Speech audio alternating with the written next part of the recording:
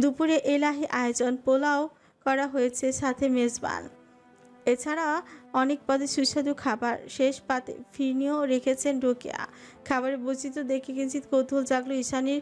বসার ঘরের এদিক ওদিক চোখ বুলিয়ে শুধল। কোনো অতিথি এসেছে নাকি? এত আয়োজন? তোর জন্য করেছি সব। টেবিলে খাবার রাখতে রাখতে গম্ভীর স্বরে জবাব দিলেন রোকেয়া। ঈশানী আর প্রত্যুত্তর করল না, চুপচাপ বসে পড়ল চেয়ার টেনে। খাবারের ঘরে কোলাহল হলো না আজ।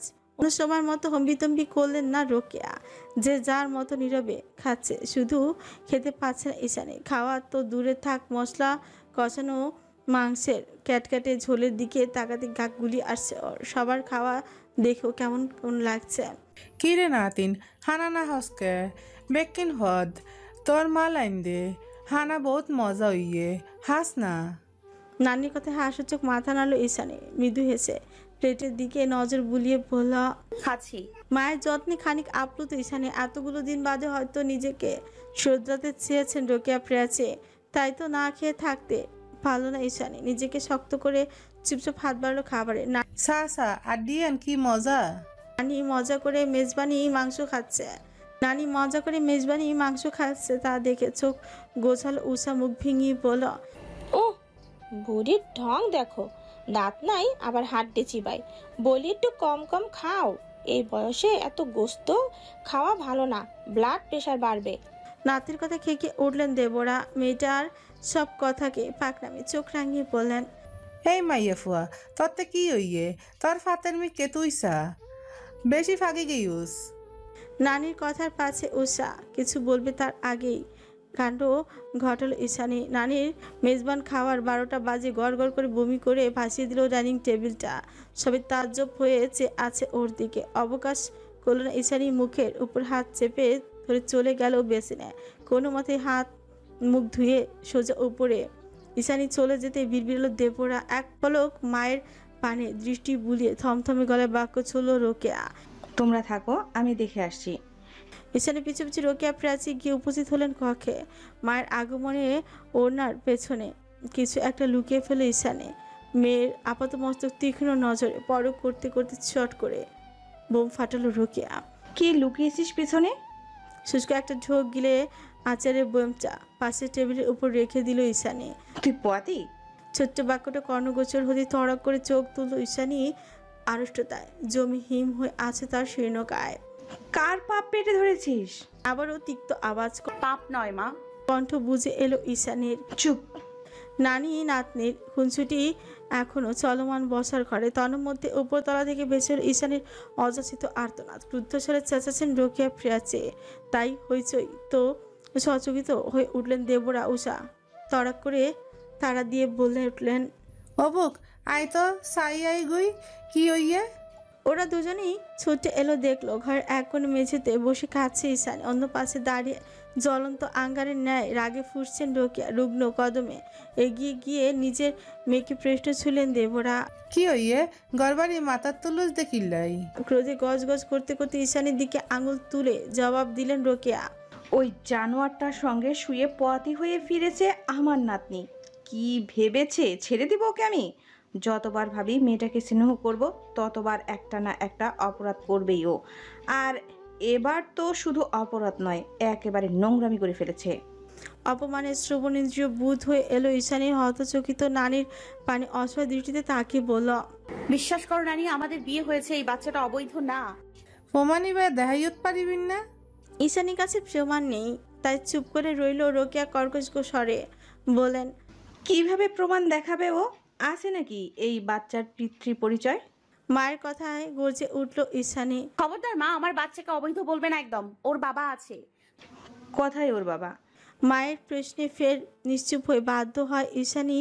সত্যি তো এরিস ইউভান কোথায়? গত 2 মাসেও তো খোঁজ নিল না ঈশানীর। তবে কি সে সত্যি ভুলে গেল? অতর্কিত ব্যথায় খামছে উঠছে ঈশানীর হৃদয়। হসফুটে কিছু বলবে তার আগেই গভীর স্বরে বাক্য ছিল রোকেয়া। কোনো গুন্ডা জানোয়ারের পাপের ফসল আমার মেয়ের গর্ভে থাকতে পারবে না, কিছুতেই না। এই বাচ্চা জন্মালে সমাজে আর মুখ দেখানোর জায়গা থাকবে না আমাদের। তুই কি নিবি? বঞ্চিত করে জিজ্ঞেস করলেন দেবরা। গর্ভপাত। শব্দটা শোনা মাত্রই দুনিয়া দুলে উঠছে ঈশানের। অস্থির হয়ে বলল, তুমি কি সব বলছো মা? এটা আমার সন্তান, ওর বাবা এখনো জানেই না ওর অস্তিত্বের কথা। একবার যদি সে এসব কুচক্রের কথা জানতে পারে তাহলে তোমাদের কি হাল করবে ভাবতে পারছো? মেয়ের কথায় কর্ণপাত করলেন না রোকেয়া। নির্বিকারে কক্ষ ত্যাগে উদ্যত হয়ে জোর গলায় আদেশ করলেন উষাকে।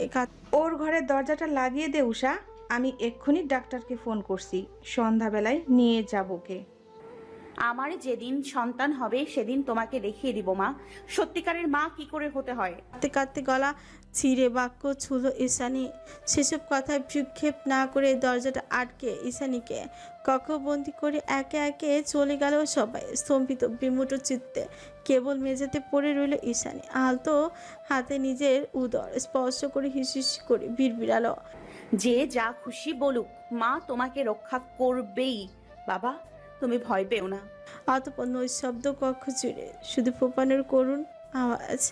ধীরে ধীরে সন্ধ্যা হলো। জোর জবরদস্তি করে ঈশানীকে নিয়ে আসা হলো সদর হাসপাতালের। পরনে তার ধুলো মাখা ময়লা একটা সফেদ ফ্রক, যার পাড়ের অংশ ছিঁড়ে গেছে টানা হেঁচড়ায়। ফ্যাকাশে বর্ণের চেহারায় ক্লান্তি নিদারুণ ছাপ। সবচেয়ে সুন্দর চোখের নির্মাংস কালচিটে হয়ে আছে কার্নিশে জমে আছে ঘমার্ত নোনা জল। সন্ধ্যার সময় আউট জোরে রোগীদের উপচে পড়া ভিড়, শ্বাস ফেলার জায়গা অবধি নেই। মানুষের মাঝে কোনো মতে গাদাগাদি করে দাঁড়িয়ে আছে ঈশানী। ওর এক হাতের কবজিটা শক্ত করে ধরে রেখেছে উষা। রোকেয়া প্রাচী ভেতরে সিরিয়ালের জন্য গিয়েছেন। এসব গোপনীয় ব্যাপার ভাইকে অনুপ্রবেশ করাতে চান না রোকেয়া, তাই উষাকে সঙ্গে নিয়ে এসেছেন ঈশানীকে চোখে চোখে রাখার জন্য। এত সহজে হাল ছাড়া মেয়ে তো ঈশানী নয়। মনে মনে ভাবতে লাগলো পালনের কৌশল। মানুষের গাদাগাদিতে উষার যখন উষ্ঠাগত প্রাণ, তখনই হুট করে বলে উঠল, মা। হাতটা ছাড় উষা, ওয়াশরুমে যাব। মাথা নাড়িয়ে নাকচ করলো উষা। বলল, মা নিষেধ করেছে আপু। তুই আমাকে বিশ্বাস করিস না? কি বোনের কথায় চুপসে গেল উষা। মুখ কাছামুছি করে আওড়ালো, কিন্তু মা যদি। কিছু হবে না, আমি যাবো আর আসবো। বেচারি উষা দ্বিধাদ্বন্দ্বের মধ্যে ফেসে গিয়ে এক পর্যায়ে ছেড়ে দিল ঈশানীর হাত। এরপরে ঈশানীকে আর পায়কে চোখ মুখ খিচে দৌড়াতে লাগলো অহর্নিশ। করিডোরে উপচে পড়া ভিড় কিংবা আধারের নিস্তব্ধতা কোনো কিছুই আর দমাতে পারলো না ওকে। ছুটতে ছুটতে হাসপাতালের গেট পেরিয়ে চলে এলো ব্যস্ত সড়কে। রোড সিগন্যাল আর গাড়ির হর্নে মুখের চারিপাশ, আশেপাশের অচেনা সব ভয়ঙ্কর চোখ। কোথাও কোনো আপনজন নেই, কোনো কাছের মানুষ নেই, ফিরে যাওয়ার মতো কোনো জায়গাও নেই। খোলা আকাশের নিচে ঈশানীর তরে পড়ে রইল শুধু দীর্ঘশ্বাস আর দীর্ঘশ্বাস। বিদীর্ণ চোখ মেলে আশেপাশে তাকালো, অজ্ঞাত বিষাদে ভার হয়ে এলো অন্তর। কিন্তু এখানেই থেমে গেলে তো চলবে না। কথাটা ভেবেই ফের হন্য হয়ে ছুটতে আরম্ভ করলো মেয়েটা। ব্যস্ত সড়কে সারি সারি স্ট্রিট লাইট সব কিছু পেছনে ফেলে ঈশানী যখন বহুদূর চলে এলো চারিপাশে, তখন খুটখুটে অমানিসার কালগ্রাসে আবর্তিত হায়নার পদযুগল স্তব্ধ হতেই রিমঝিম বর্ষণে উল্লাসে মেতে উঠেছে প্রকৃতি। বৃষ্টি মুখরিত আর্দ্র সড়ক ধরে বিধ্বস্ত পা এলোমেলো হাঁটছে ঈশানী। উদরে তার দুমাসের ছোট্ট একটা অস্তিত্ব ক্লান্তিতে ভেঙে আসছে শীর্ণ কায়া। বৃষ্টির তোড়ে ঝাপসা দৃশ্যপথ। ঠিক সেই সময় অদূরে কোনো এক হ্যাজাক চালানো টং দোকানের ক্যাসেট থেকে ভেসে এলো বিষণ্ণ সুরের উপমা, যা শোনা মাত্র ক্লান্ত পা দুটো থমকে গেল রমণীর। হায় গো প্রাণবন্ধের পিড়িতে আমায় পাগল করেছে, দেওয়ানা বানাইছে, কি জাদু করিয়া বন্দে মায়া লাগাইছে, বন্দে মায়া লাগাইছে, পিড়িতে শিখাইছে, দেওয়ানা বানাইছে। অন্ধকার রাস্তার মাঝখানে দাঁড়িয়ে বিভ্রমে পেছনে তাকিয়েছিল ঈশানী। নীল রঙের চোখ দুটো যে কখন জলে ভরে উঠেছে সে হদিস জানা নেই তা। জীবন্ত মূর্তির ন্যায় স্তব্ধ হয়ে আছে নিঃশব্দে। সেই সাথে নিঃশব্দে ছাপিয়ে আচানক বেজে উঠল গাড়ির হর্ন। হর্নের বাজখায় আওয়াজ কান বন্ধ হয়ে এলো ঈশানীর। ঘাড় ঘুরিয়ে সামনে তাকাতে কয়েক সেন্টিমিটার দূরত্বে চলন্ত গাড়ি হেডলাইটের তীক্ষ্ণ আলোটুকু দেখা মতো চোখ খেঁচে গগন কাপের চিৎকার দিয়ে উঠল মেয়েটা। অতঃপর ইঞ্জিন থেমে যাওয়া জ্বলল প্রকম্পন। ঈশানীর শরীর থেকে নানো সেন্টিমিটার দূরে এসে আকস্মাত থমকে গিয়েছে গাড়িটা। এখনো একই অবস্থায় দাঁড়িয়ে চোখ খেঁচে রেখেছে রমণী। ভয়ের তোরে তিরতির করে কাঁপছে তার সর্বাঙ্গ, হৃদস্পন্দনের গতিবিধি নিয়ন্ত্রণহীন। হয়তো জ্ঞান হারাবে শীঘ্রই। খানিক বাদে ছাতা হাতে গাড়ি থেকে নামলো এক দীর্ঘদেহী সুপুরুষ। বৃষ্টির কাদা জল পায়ে মারিয়ে চপ আওয়াজ তুলে এগিয়ে এলো মেয়েটার সন্নিকটে। অতঃপর হুচ করে ঈশানীর শ্রবণেন্দ্রিয় ভেদ করে অতি পরিচিত এক কণ্ঠস্বর। ঈশানী। চকিতে চোখ খুলো ঈশানীর সামনে দাঁড়ানো ব্যক্তিটিকে তির্যক নয়নে পর করে একই সুরে আড়ালো। মাহিন। রাশিয়া ইয়াকুতিয়ার ছোট্ট গ্রামটি তুষারে ঢেকে থাকে সারা বছরই, প্রায় এপ্রিল আর মে। বছরে এই দুটো মাসই কেবল দেখা মেলে সূর্যরাজের। ইদানিং ঠান্ডা কমে এসেছে খানিক। দুপুরের অনেকটা সময় তাপ বিকিরণের দরুন উষ্ণ হয়ে উঠছে চারিপাশ। আজ তেমনই এক আলো ঝলমলে দুপুর। গত 2 মাস ধরে দাদির কাছে আছে ফ্লোরা। কি জানি তুষার কোথায় আছে, এতদিন খোঁজ নেওয়ার সাহস কিংবা স্পর্ধা কোনোটাই হয়ে উঠোনি রমণী। তবে আজকে আবহাওয়াটা পাল্টে দিল মনোবাসনা। কি ভেবে যেন ছুটে গিয়ে ফ্যাক্স মেশিনটা নিয়ে বসে পড়লো ফ্লোরা। বড্ড উতলা হয়ে টাইপ করলো। জানেন আজকের দিনটা কত সুন্দর, সূর্যের আলো ঝলমল করছে চারিদিকে, তুষারে স্তূপ গলতে শুরু করেছে। ফ্যাক্স পাঠানোর একটু বাদে পিপ পিপ আওয়াজ হলো। মেশিন ছুটে গেল রমণী মেশিনে থেকে কাগজটা বের করতে। চোখের সামনে ভেসে উঠলো গুটি গুটি রাশিয়ান অক্ষর। তুষার গলে যাচ্ছে বলে এত খুশি?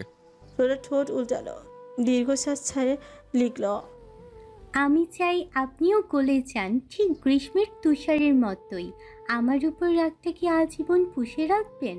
ফ্যাক্স পাঠিয়ে অপেক্ষায় বসলো রুশকোনা। এবার নিশ্চয়ই ভালো কিছু পাঠাবে লোকটা। যা পড়া মাত্রই মনটা ফুরফুরে হয়ে যাবে তার। কিন্তু এ তো তুষার যাওয়ার। কয়েক ঘন্টার অপেক্ষা শেষে ছোট্ট করে একটা ফ্যাক্স এলো। রাগ নয়, আক্ষেপ। তুমি যেদিন সতীর্থ ফিরে পাবে সেদিন আমার আক্ষেপে মুছে যাবে। রাগে দুঃখে ফ্যাক্স মেশিনটা ছুঁড়েই ফেলে দিল ফ্লোরা। হাউমাউ করে কান্না জুড়ে দিয়ে বলতে লাগলো, কেন আপনি এত স্বার্থপর তুষার, কেন? আধার রাতে রহস্য ভেদ করে বর্ষণে মেতেছে ধরনে। নির্মল প্রকৃতি জুড়ে শুরু হয়েছে বাতাসের তাণ্ডব। ধুয়ে মুছে ছাপ হয়ে যাওয়া বৃষ্টির স্নাত পিচ ছাড়া সড়ক জুড়ে বাড়িধারা উন্মুক্ত উচ্ছ্বাস। যেন বহু যুগের ক্লান্ত আত্মার নিরবধি প্রফুল্ল স্লোগান। উত্তাল ঝড়ো বাতাসের দাপুচে হুঙ্কারে শিউরে উঠেছে নীলাচল। তীব্র ঝড়ের মাঝে আধারে কেটে এগিয়ে যাচ্ছে মাহিনের 4 চাকার মার্সিডিজ। গন্তব্যহীন এক ফেরারি যাত্রায় ঝুম বৃষ্টি দানবীয় ঝাপটা ক্রমশ ঝাপসা হয়ে আসছে সম্মুখের দৃশ্যপথ। এপাশ ওপাশ ঘুরতে থাকা গ্লাস ওয়াইপার দুটো আলগোছে সরিয়ে দিচ্ছে সেই বিঘ্নতা। মাহিনের স্থির দৃষ্টি সড়কে নিবদ্ধ। পাহাড়ি এলাকায় পিছঢালা পিচ্ছিল রাস্তাগুলোর প্রতিটি বাঁকে যেন ভয়ঙ্কর মৃত্যুফাত। তাই মনোযোগ ধরে রাখা আবশ্যক, কিন্তু সেই কাজে বারবার ব্যর্থ হচ্ছে মাহি। না চাইতেও তৃষ্ণান্ত নয়নজোড়া ঘুরে ফিরে আটকে যাচ্ছে এক রহস্যময়ী মানবীর ঐন্দ্রজালে। বর্ষণের এই রোমাঞ্চকর রাতে ফুচ করে যার দেখা পেয়েছে মাহিন, এই মুহূর্তে তার পাশেই প্যাসেঞ্জার সিটের উপর গুটিসুটি মেরে বসে আছে ঈশানী। শরীর তার ভিজে চপচপে। সফেদ ফ্রকটার এখানে সেখানে গিজগিজ করছে ধুলোবালির আস্তর। এলোমেলো ফ্যাকাশে মুখশ্রী, সুন্দর নীল চোখের মণি দুটোর প্রজ্জ্বল হারিয়ে গেছে বিষাদের বিরক্ততায়। হস্ত ঈশানীর আপাত মস্তক পর করে দীর্ঘশ্বাস ছাড়লো মাহিন। নিজের ভাবাবেগ সংবরণ করে অত্যন্ত সাবলীল কণ্ঠে বলে উঠল, তোমার এই অবস্থার কারণ কিছুটা আঁচ করতে পারছি। ঈশানী ঘুরে তাকায় মাহিনের শীতল দৃষ্টি অন্তরে অপরাধ বোধ জাগ্রত করে তার। মাহিন বলে, সুন্দর সাবলীল একটা বাস্তব জীবনকে পায়ে ঠেলে নিষিদ্ধ মরীচিকার পেছনে ছুটছো। যন্ত্রণা তো পোহাতেই হবে তোমায়। আপনার হাতে কি হয়েছে? স্লিং ব্যাগে ঝোলানো মাহিনের বাম হাতের দিকে ইশারা করে প্রশ্ন ছুঁল ঈশানী। মেয়েটা নিজ জীবনের সংবেদনশীল অধ্যায় নিয়ে আলোচনা করতে অপ্রস্তুত। ব্যাপারটা উপলব্ধি করতে মাহিন জবাব দিল, অ্যাক্সিডেন্ট। হাতেই? দুটোতেই অস্ত্রোপচার করতে হয়েছে। ইস, কি করে হলো এমনটা? সেটা তো আমিও জানি না। নিরিবিলি শান্ত সড়কে কি করে হলো এমন অ্যাক্সিডেন্ট? কোথা থেকেই বা ছুটে এসেছে অত বড় একটা মালবাহী লরি? অস্পষ্ট স্বরে বিড়বিড়ায় মাহিন। ঈশানী কপাল কুঁচকে তাকায়। তা দেখা মাত্র প্রসঙ্গ পাল্টে ফের প্রশ্ন ছড়ে মাহিন। কোথায় যাবে ভেবেছো কিছু? ব্যাকরেস্টে গা এলিয়ে দিয়ে দীর্ঘশ্বাস ছাড়ল ঈশানী, গলায় খাদে নামিয়ে আওড়াতলো এরিসের কাছে। স্টিয়ারিং ঘোরাতে ঘোরাতে ঈশানীর পানে অবিশ্বাস্য দৃষ্টি নিক্ষেপ করলো মাহিন। ঈশানী মলিন হাসল, অপারগ স্বরে বলল, একটা সময় ভাবতাম এই পৃথিবীর সবটুকু ঘৃণা আমি এরিসকে করি, কিন্তু আমি ভুল ছিলাম মাহিন। আমি কখনো এরিসকে ঘৃণাই করতে পারিনি। যদি পারতাম তাহলে ওর অন্যায়গুলোকে চোখের সামনে দেখেও ভালোবাসতাম না।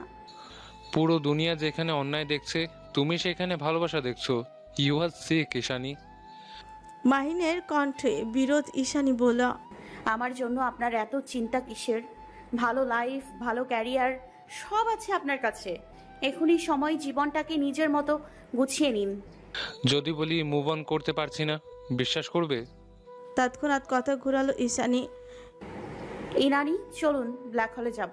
ঈশানীর বলতে বাকি তন্মধ্যে অ্যাক্সেলে পা দাবালো মাহিন। আকস্মাৎ গতি জড়তায় সামনের দিকে ঝুঁকে গিয়ে নিজেকে সামলালো মেয়েটা।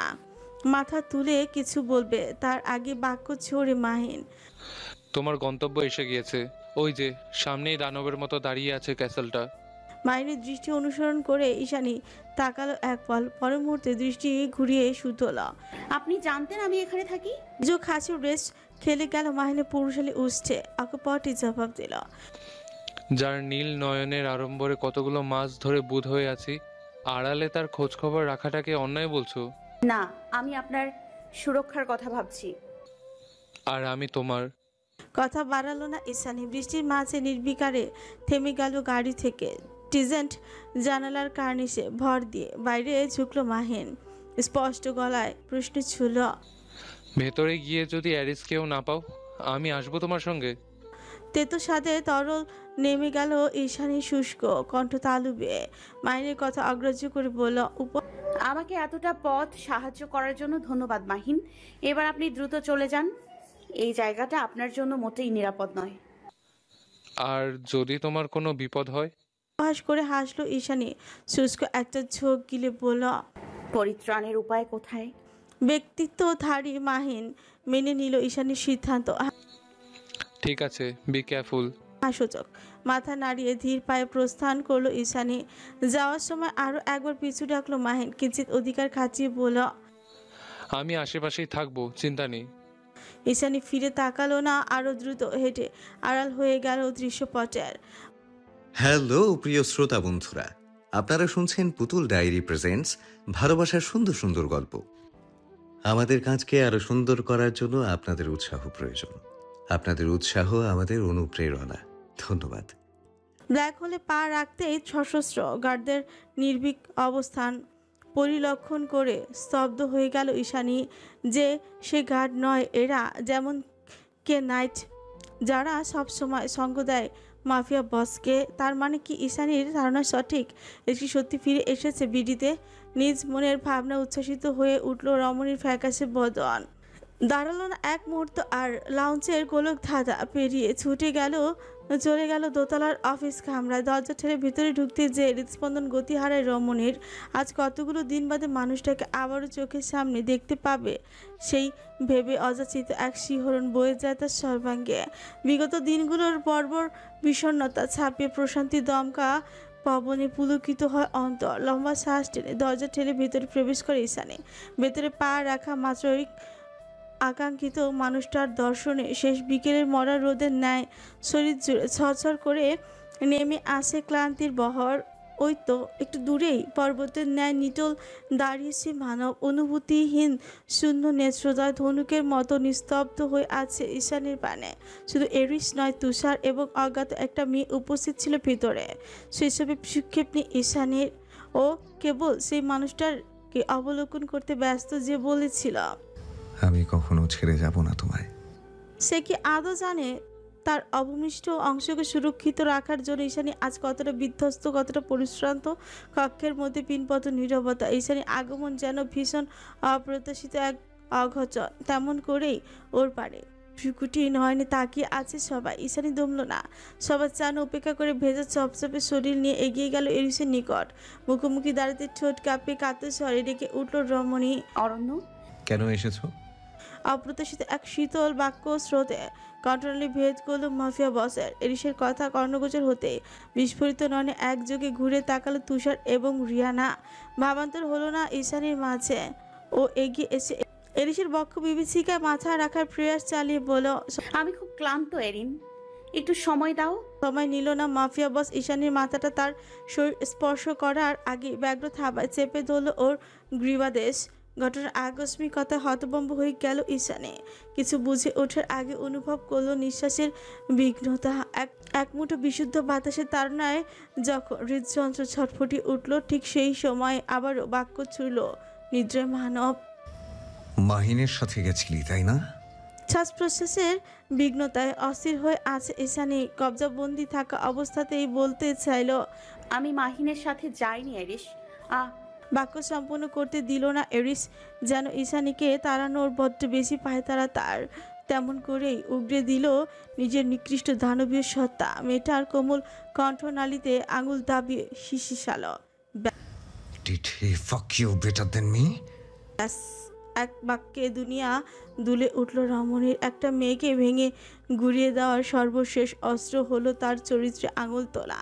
সেটাই হলো এরিস। নিজের কানকেই যেন বিশ্বাস করা দেয়। অপমানের নীল বেদনায় জীবন্ত লাশের ন্যায় স্তব্ধ হয়ে গেল ঈশানী।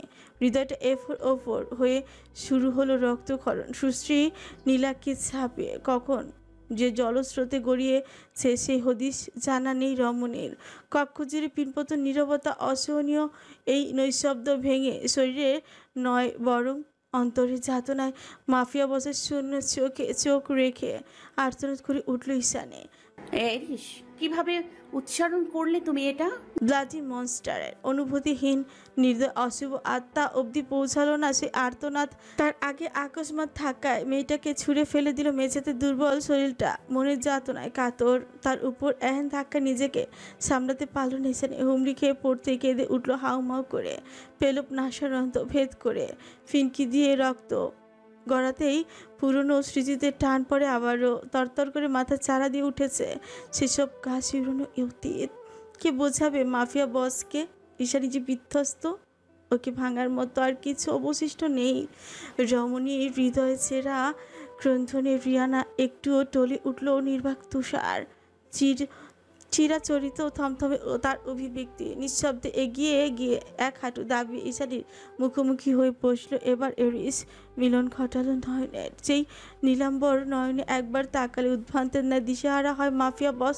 সেই নীলাক্ষিদয়ে দৃষ্টি আবদ্ধ রেখে ঠিক প্রথমবারের মতো মেয়েটার তুলতুলে চিবুকটা শক্ত হাতে চেপে ধরল সে।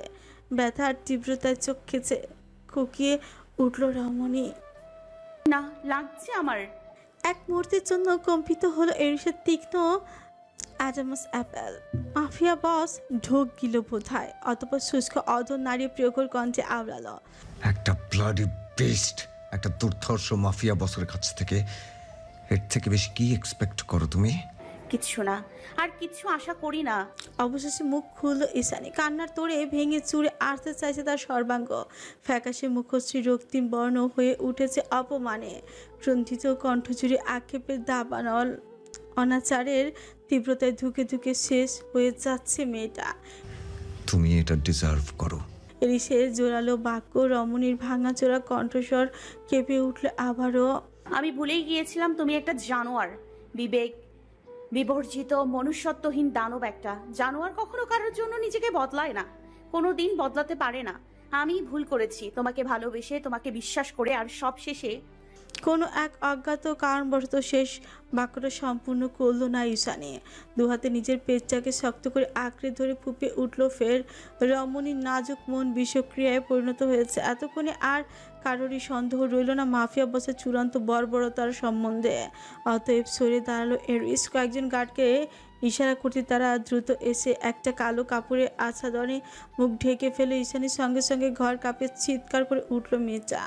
আহ, আমি কিছু দেখতে পাচ্ছি না। কেন? কি করছো তোমরা? আমাকে যেতে দাও। নিয়ে যাও। এরিসের রাজভারী কণ্ঠস্বর কর্ণগোচর হতেই ধরফরে উঠল ঈশানী।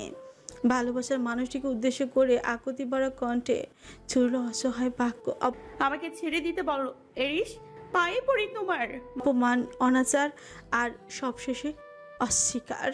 যেন ছুটতে ছুটতে বড্ড ক্লান্ত মেয়েটা তেমন করে বিসর্জন দিল আত্মসম্মান। এক পর্যায়ে প্রতিক্রিয়া না পেয়ে ক্রন্দন থামিয়ে নিশ্চুপ হয়ে গেল মেয়েটা। কি জানি চেতনা এখনো আছে কি নেই।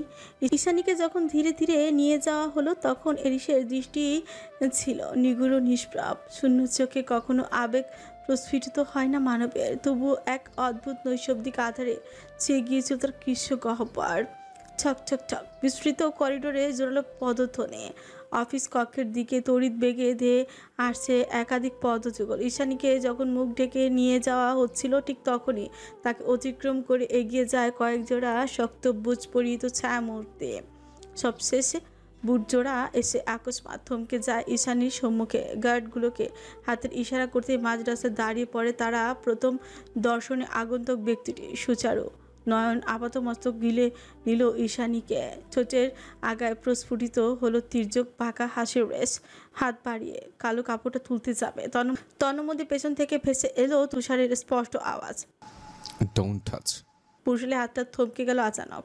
চোখ ঘুরিয়ে সামনের দিকে দৃষ্টিপাত করতে ফের বাক্য ছিল Tushar, she belongs to someone else. চোখেতে কপাল গোছালো ড্যানিয়েল। তার বিভৎস ঝলসানো চেহারার একাংশ কালো মাস্ক দ্বারা আবৃত, আচ্ছাদিত অংশটুকু বিদঘুটে দেখায় ভীষণ। কপাল গোছানো তরুণ সহিংস দানবের ন্যায় ভয়াবহ লাগছে তার মুখটা। সেদিকে চোখ চেয়ে জোরপূর্বক হাসলো তুষার, জানালো, actually she is already taken.